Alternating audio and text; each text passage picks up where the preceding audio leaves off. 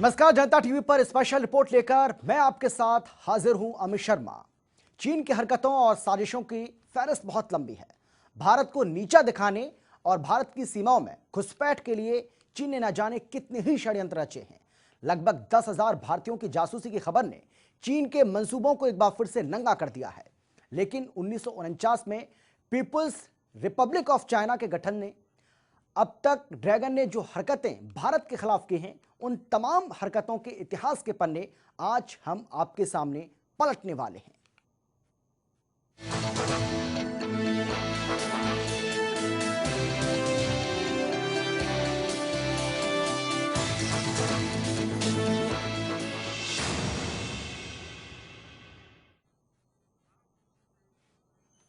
तो सबसे पहले भारत के खिलाफ चीन की चालाकियों को समझने के लिए इतिहास के उस पन्ने को खोलते हैं जब पीपुल्स रिपब्लिक ऑफ चाइना के गठन के बाद पहली बार तत्कालीन भारतीय प्रधानमंत्री जवाहरलाल नेहरू ने चीन का दौरा किया था और तत्कालीन गृह मंत्री ने तिब्बत पर चीन के कब्जे मामले पर जवाहरलाल नेहरू को चीन के मंसूबों को चेतावनी भी दे दी थी।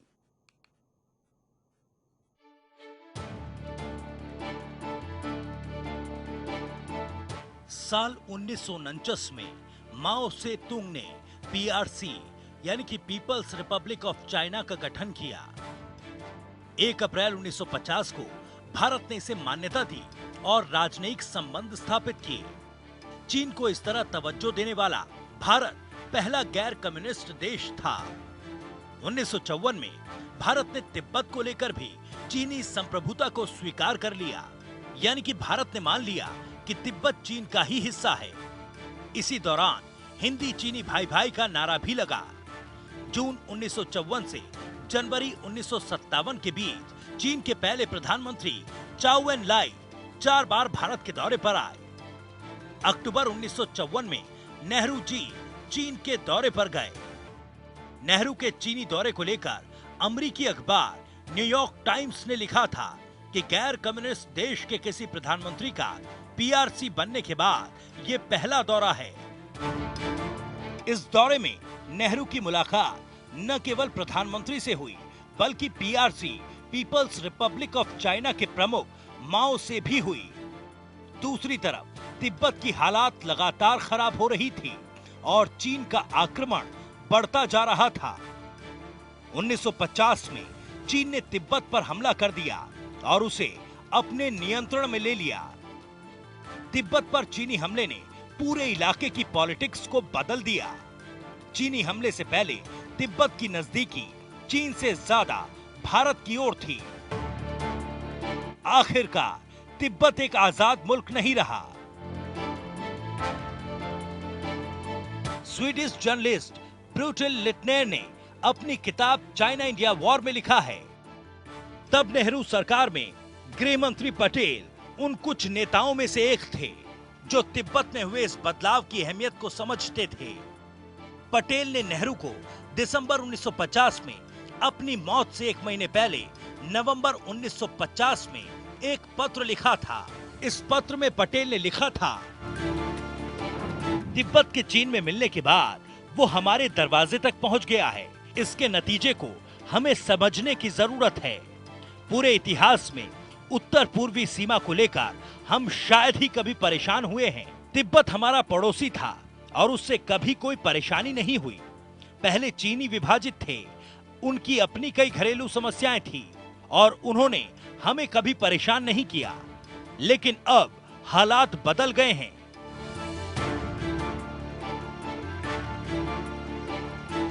भारतीय इलाकों में भी अतिक्रमण की शुरुआत चीन ने 1950 के दशक के मध्य से शुरू कर दी थी।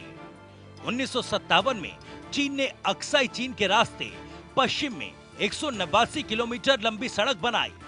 सरहद पर दोनों देशों की पहली भिड़ंत 25 अगस्त 1959 को हुई। इस साल 21 अक्टूबर को लद्दाख के कोंगाका में गोलीबारी हुई। इसमें 17 भारतीय लोगों की मौत हुई। कहा जाता है कि साल 1962 में चीन ने भारत पर हमला किया तो ये केवल हिमालय के किसी इलाके पर नियंत्रण था, सरहद को बदलने के लिए नहीं था, बल्कि ये सभ्यता की जंग थी।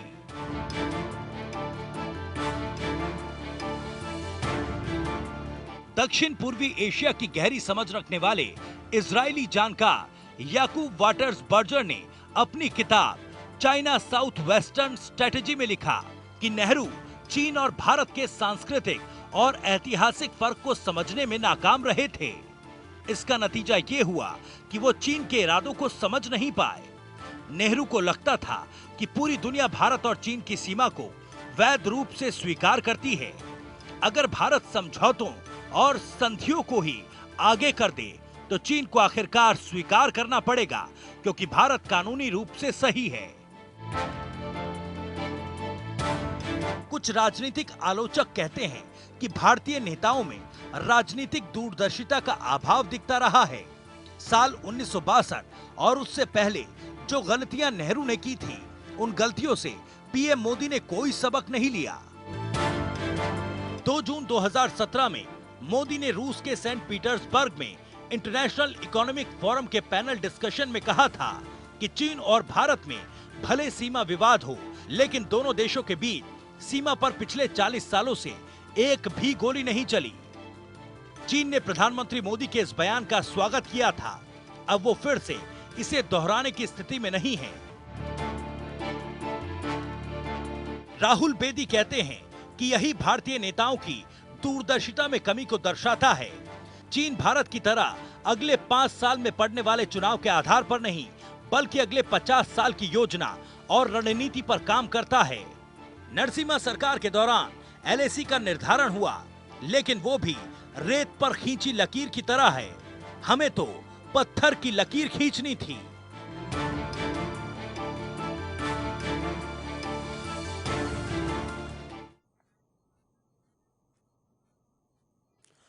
चीन के खून में ही गद्दारी है। चीन चालबाज है, चीन धोखेबाज है, ये तो हम सभी जानते हैं। समय समय पर ड्रैगन की ओर से की गई काली करतूत भी इस बात की तस्दीक करती हैं। आज 1967 का एक ऐसा वाकया हम आपको बताने जा रहे हैं जिससे चीन बेनकाब हो जाएगा, चीन की साजिशों का पर्दाफाश हो जाएगा। दरअसल 1967 में चीन ने भारत को 2 राजनयिकों को जासूसी के आरोप में गिरफ्तार कर लिया, जिससे दोनों देशों के बीच संबंध बहुत खराब हो गए। चीनियों ने बीजिंग में भारतीय दूतावास को घेर लिया। हालांकि बदले में भारत ने भी दिल्ली में चीनी दूतावास के बाहर सशस्त्र सैनिक भेज दिए। क्या था पूरा मामला, चलिए आपको बताते हैं।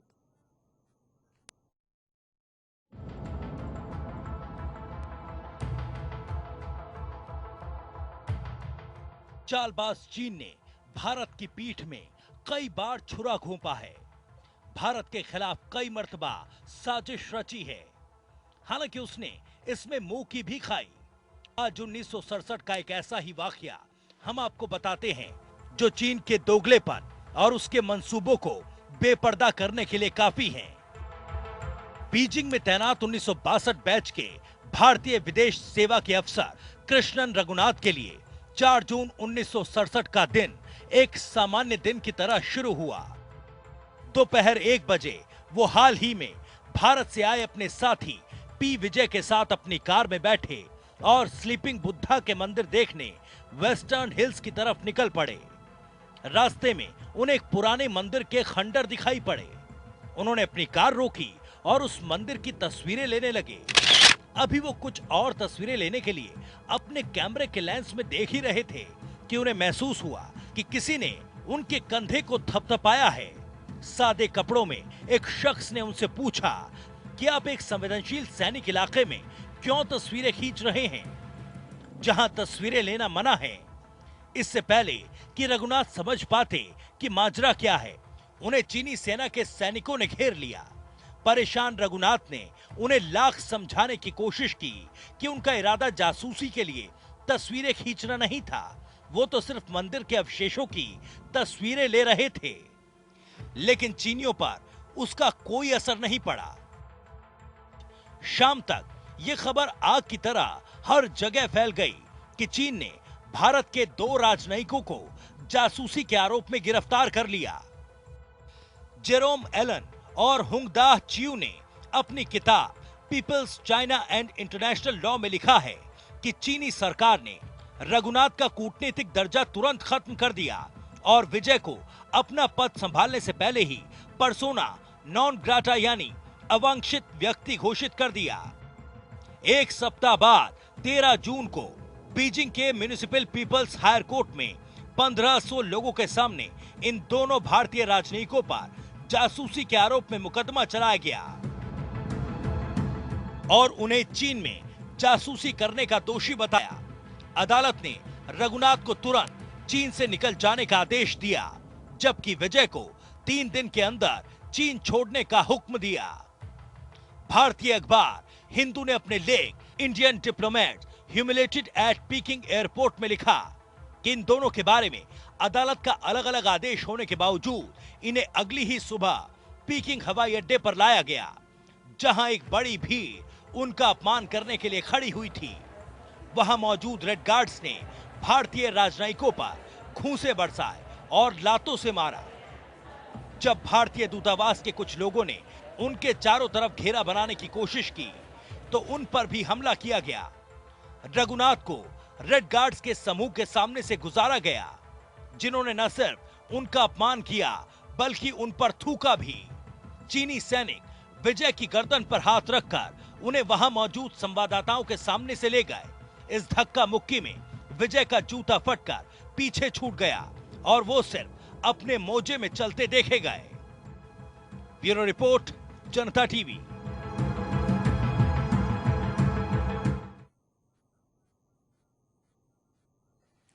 भारत ने ड्रैगन की इस कायराना हरकत का माकूल जवाब दिया। भारत पहुंचने पर दोनों राजनयिकों का न केवल शानदार स्वागत हुआ बल्कि भारत की ओर से जोरदार जवाबी कार्रवाई भी की गई। भारत के गुस्से से चीन चकित रह गया। दरअसल भारत सरकार ने इतनी मुस्तैदी और साहस के साथ चीनी कार्रवाई का पहले कभी जवाब नहीं दिया था, जितना इस दौरान देखने को मिला।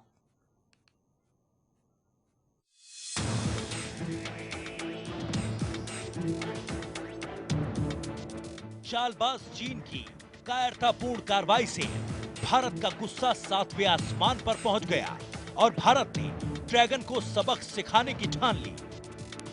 दिल्ली में पालम पहुंचने पर जनसंघ पार्टी ने दोनों राजनयिकों का इस तरह स्वागत किया जैसे वो कोई जंग जीत कर आ रहे हों। दिल्ली में इस पूरे घटनाक्रम को बहुत आश्चर्य और गुस्से से लिया गया। चीन में भारतीय दूतावास ने चीनी विदेश मंत्रालय को भेजे अपने विरोध पत्र में लिखा, भारत सरकार का मानना है कि चीन की सरकार ने 2 भारतीय राजनयिकों के इकबालिया बयान की फिल्म बनाकर भारत के खिलाफ प्रोपेगेंडा में उसका इस्तेमाल कर अंतर्राष्ट्रीय कानूनों का उल्लंघन किया।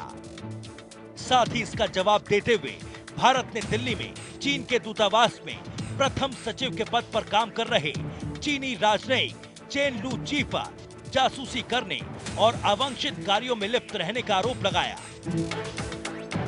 उनसे उनकी डिप्लोमेटिक इम्यूनिटी छीन ली गई और उनसे विदेशी पंजीकरण नियम के तहत पंजीकृत कराने के लिए कहा गया। चीन की तरह भारत ने चीन पर मुकदमा तो नहीं चलाया, लेकिन 14 जून को विदेश मंत्रालय ने उनको भारत से तुरंत निष्कासित करने की घोषणा कर दी। इसके बाद भारत सरकार ने चीन के दूतावास में काम कर रहे तृतीय सचिव सी चेंग हाओ पर भी अवांछित काम करने का आरोप लगाकर उनको भी तुरंत पर्सोना नॉन ग्राटा घोषित कर दिया और 72 घंटों के अंदर भारत छोड़ने का आदेश सुना दिया।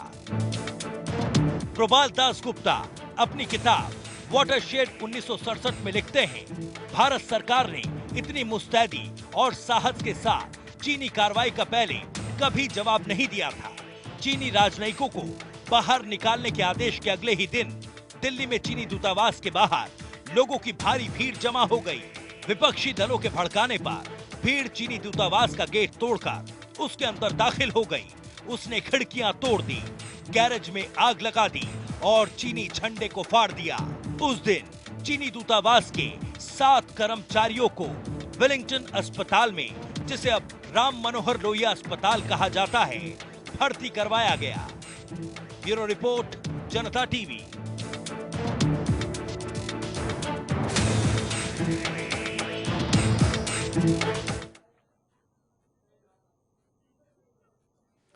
भारत की जवाबी कार्रवाई से चीन इस कदर बौखला गया कि चीनियों ने भारतीय दूतावास के कर्मचारियों को बंधक बना लिया।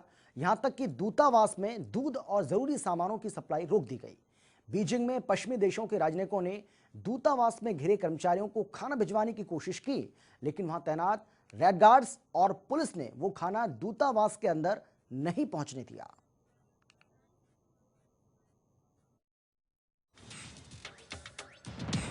चीन को इस बात का बिल्कुल भी अंदेशा नहीं था कि भारत उसको उसी की भाषा में जवाब देगा। जवाब भी ऐसा जो चीन के लिए गले की फांस बन जाएगा।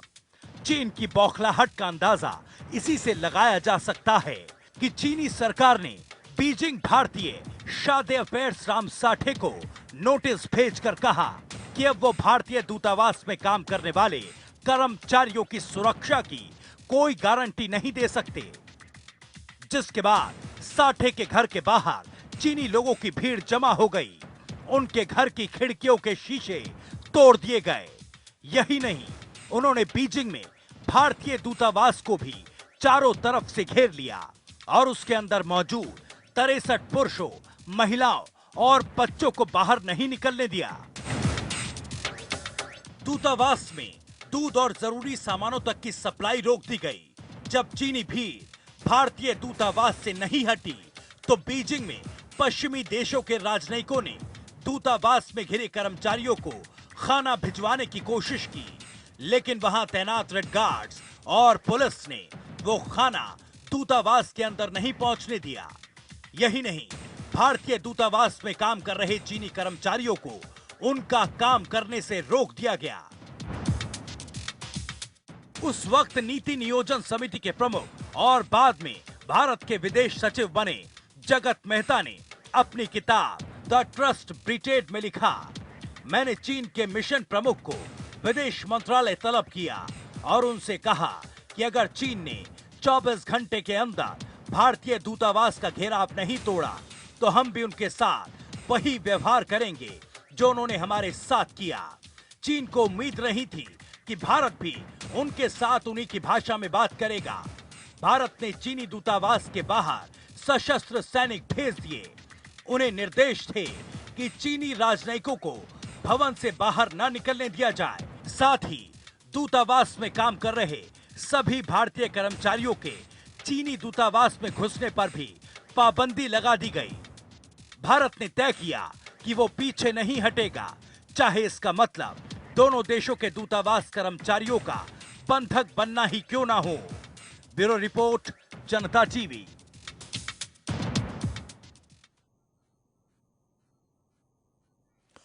दरअसल हिंदुस्तान की ओर से की गई इस अभूतपूर्व कार्रवाई से चीन घुटनों पर आ गया। चीन ने अपने घायल राजनयिकों को वापस लाने के लिए भारत विमान भेजने की पेशकश भी की। भारत ने बड़ा दिल दिखाते हुए ड्रैगन की बात को मान भी लिया, लेकिन इसके लिए भारत ने चीन के सामने एक शर्त रख दी जो ड्रैगन को नामंजूर थी।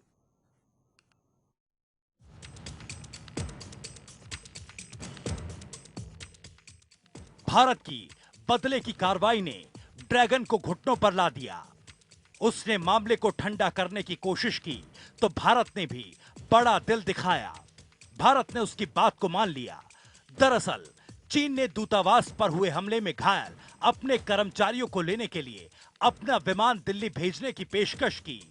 भारत इसके लिए राजी भी हो गया, लेकिन हिंदुस्तान ने इसके लिए चीन के सामने एक शर्त रख दी।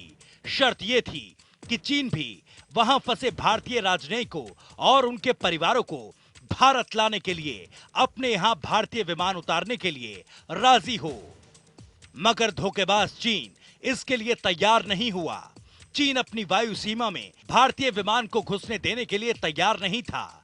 लेकिन कुछ दिनों बाद दिल्ली में चीनी दूतावास ने भारतीय विदेश मंत्रालय को नोट भिजवाया कि अगले दिन उनका एक विमान अपने घायल राजनयिकों को ले जाने के लिए एक विशेष कॉल सिग्नल के साथ पूर्वी पाकिस्तान की तरफ से भारत में प्रवेश करेगा। जगत मेहता अपनी किताब द ट्रस्ट बिट्रेड में लिखते हैं, मैं चीन के विदेश मंत्रालय तक यह संदेश पहुंचाना चाहता था कि भारत चीनी विमान को भारतीय सीमा के अंदर घुसने की अनुमति नहीं देगा। इसलिए मैंने चीनी विदेश मंत्रालय से उनके दूतावास के जरिए संपर्क करने के बजाय उन्हें सीधा एनेक्डोट तार भेजा कि आपने भारतीय विमान को बीजिंग जाने की अनुमति नहीं दी है, इसलिए हम भी आपके विमान को भारतीय सीमा में नहीं घुसने देंगे। इस बीच मैंने वायुसेना मुख्यालय को सावधान कर दिया कि अगर पूर्व से चीन का विमान हमारी वायु सीमा का अतिक्रमण करता है तो हमारे लड़ाकू विमान उसे पास के किसी हवाई अड्डे पर उतरने के लिए बाध्य करें और उसे किसी भी हालत में दिल्ली ना पहुंचने दे। उन्होंने आगे लिखा कि मैंने सलाह दी कि इस विमान को जबरदस्ती इलाहाबाद में उतार लिया जाए। मैंने अपने इस फैसले के बारे में विदेश सचिव CS झा को बताने की कोशिश की, लेकिन उनसे संपर्क नहीं हो पाया।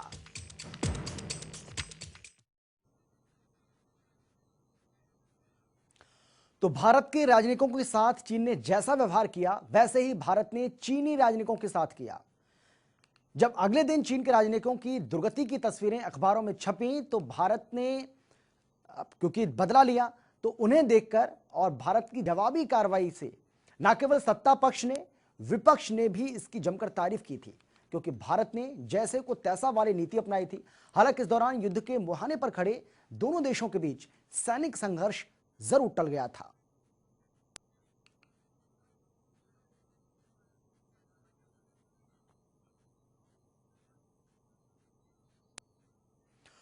और इसी के साथ हमारी इस खास पेशकश में फिलहाल इतना ही। एक छोटे से ब्रेक के बाद फौरन लौट रहे हैं। आप देखते रहिए जनता टीवी।